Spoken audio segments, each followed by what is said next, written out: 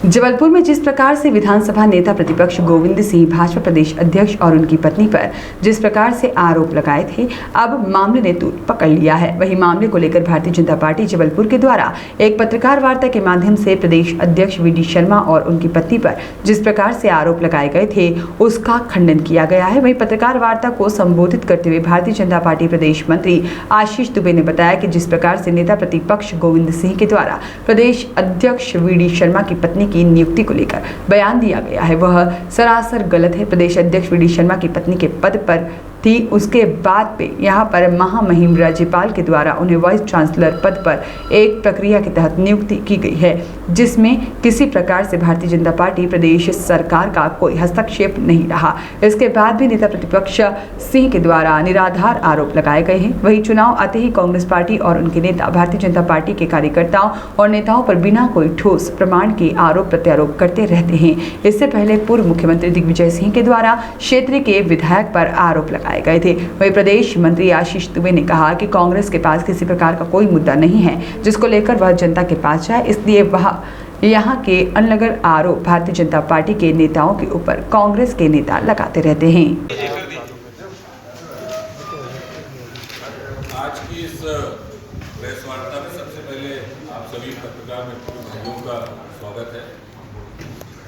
जैसा कि पिछले हफ्ते भर की गतिविधियों से जबलपुर में जो हो रहा है, मुझे लगता है कि आप सबको एहसास हो गया होगा कि अब चुनाव आ गए हैं। जिस तरीके से एक निष्क्रिय कांग्रेस अब निकलकर सामने आ रही है।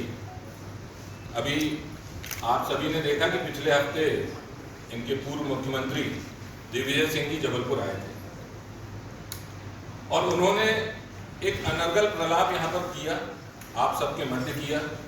उन्होंने किस तरीके से मध्य प्रदेश की सरकार पर अनर्गल आरोप लगाए। हमारे विधायक यहाँ पर बैठे हुए हैं, उनके ऊपर अनर्गल आरोप लगाए।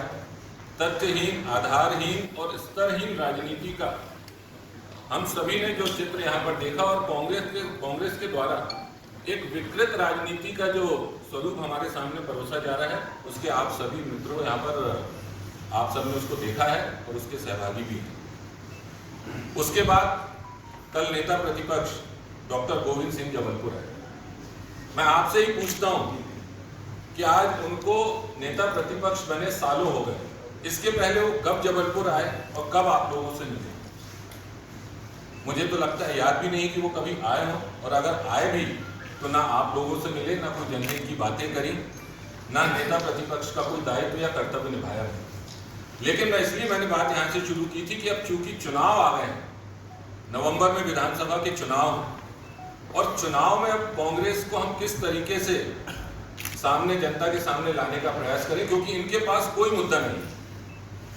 पिछले 15 महीने की उनकी सरकार निकाल दे तो 2003 से लगातार मध्य प्रदेश में जो भारतीय जनता पार्टी की सरकार ने विकास के कार्य किए हैं, मुझे लगता है कि अब कांग्रेस सोच में पड़ गई है कि किन मुद्दों के आधार पर हम चुनाव में जनता के बीच में जाएं।